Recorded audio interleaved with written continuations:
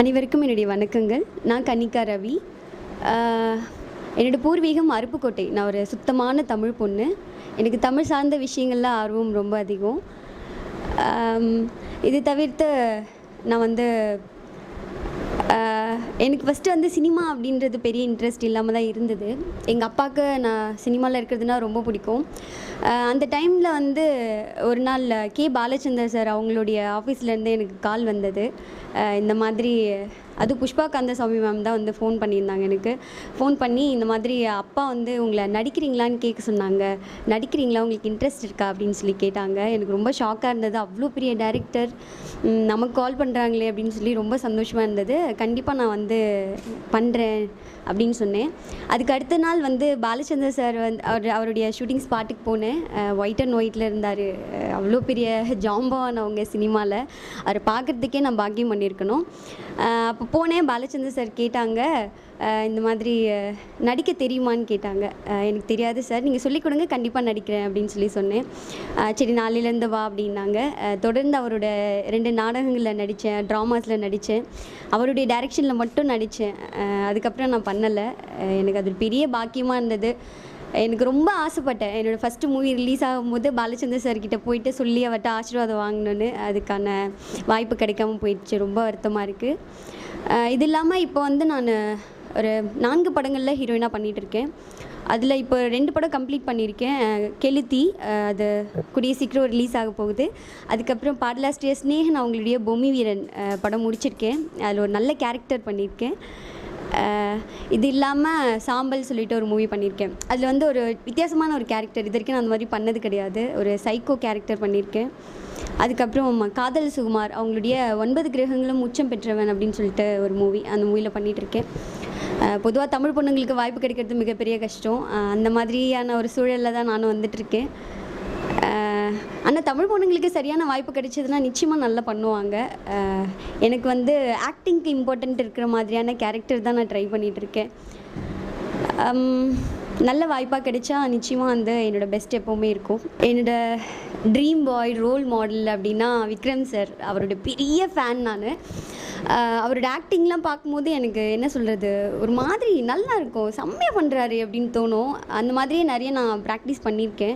எனக்கு அவர் கூட நடிக்கணும் எனக்கு ரொம்ப நாள் ஆசை. நல்ல கேரக்டராக நல்ல வாய்ப்பாக வந்தால் விக்ரம் சாரோட வந்து நான் பண்ணணும். பேராக பண்ணணுன்றது கிடையாது, ஆக்டிங்க்கு இம்பார்ட்டண்ட் இருக்கிற மாதிரி அவருக்கு ஈக்குவலாக பண்ணுற மாதிரியான ஒரு ஆப்பர்ச்சுனிட்டி கிடைச்சதுன்னா நிச்சயமாக நான் வந்து ரொம்ப ரொம்ப சந்தோஷப்படுவேன். அதுக்கப்புறம் ரஜினி சார், அவரோட பெரிய ஸ்க்ரீனில் ஒரு ஃப்ரேம்லேயாவது வரணும்னு எனக்கு ரொம்ப ஆசை. எனக்கு ரொம்ப பிடித்த ஒரு மனிதர் அவர்.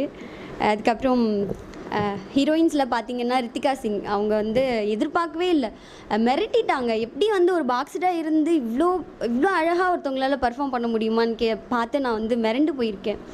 அவங்கள மாதிரி நிறைய படங்கள் பண்ணணுன்னு எனக்கு ஆசை கிடையாது. நிச்சயமாக அவங்கள மாதிரி ஒரு நல்ல படம், ஒரு படம் பண்ணாலும் அந்த மாதிரி ஆக்டிங்க்கு ஸ்கோப் இருக்கிற ஒரு படமாக பண்ணணுன்றது தான் என்னோடய ஆசை.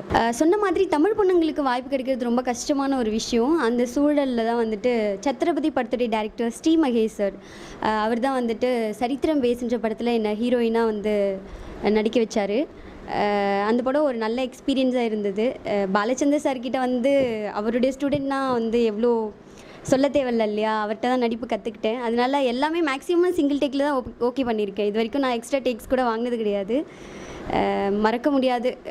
சத்ரபதி படத்துடைய ஸ்ரீ மகேஷ் சார்கிட்ட ஒர்க் பண்ணதும் மறக்க முடியாது, முதல் இயக்குனர். அதுக்கப்புறம் இன்னும் ஒரு விஷயம் சொல்ல மறந்துட்டேன். பாலச்சந்தர் சார் எப்படி எனக்கு வந்து இந்த ட்ராமாஸ் நாடகம் இதிலெல்லாம் என்னோடய குருநாதரோ, அந்த மாதிரி பெரிய ஸ்க்ரீனில் என்னோடய ஃபஸ்ட்டு என்ட்ரி வந்து தீயா வேலை சீனுகுமார் அப்படின்ற படத்தில் சுந்தர்சி சாருடைய டைரக்ஷனில் சந்தானமோட காம்பினேஷனில் ஒரு குட்டி சீன் ஒன்று பண்ணேன். அது நான் எங்கேயும் வெளியே சொன்னதில்லை நிறைய. அந்த படத்தில் பண்ணேன். அவருடைய டைரக்ஷன் தான் பெரிய ஸ்க்ரீனில் என்னோடய ஃபஸ்ட் என்ட்ரி. அடுத்தடுத்து நல்ல வாய்ப்பு வரும்னு எதிர்பார்க்குறேன். காட் தான். எனக்கு பாலா சார் படத்தில் நடிக்கணும்னு ரொம்ப ஆசை. ஏன்னா எனக்கு நடிப்பு தவிர வேறு ஒன்றும் தெரியாது. எனக்கு சினிமா தான், ஐ லவ் சினிமா, எனக்கு ரொம்ப பிடிக்கும். பாலா சாரோட பெரிய ரசிகை நான். அவர்கிட்ட நடிக்கிறதுக்கு ஒரு வாய்ப்பு கிடைச்சதுன்னா நிச்சயமாக நான் வந்து ரொம்ப சந்தோஷமாக ஃபீல் பண்ணுவேன். I love Bala sir. அந்த மாதிரி பொண்ணுங்களுக்கு இம்பார்ட்டன்ஸ் கொடுத்து வர மாதிரியான இயக்குனர்கள் ரொம்ப கம்மியாக இருக்காங்க. அது ரொம்ப வருத்தமாக இருக்குது. அந்த வகையில் பிரபு சாலமன் சார் என்னோடய ஃபேவரட் டைரக்டர். பொண்ணுங்களுக்கு ரொம்ப இம்பார்ட்டன்ஸ் கொடுப்பாங்க. அவங்க படத்தில் நடிக்கணும்னு ரொம்ப ஆசை எனக்கு.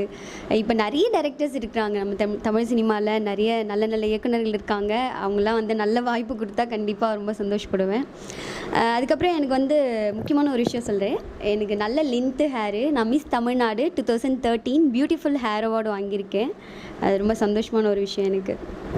அதான் எனக்கு வந்து நிறைய படங்கள் பண்ணணுன்றது என்னோடய ஆசை கிடையாது. நல்ல படமாக ஒரு 2-3 படம் பண்ணால் போதும். அவ்வளோதான்.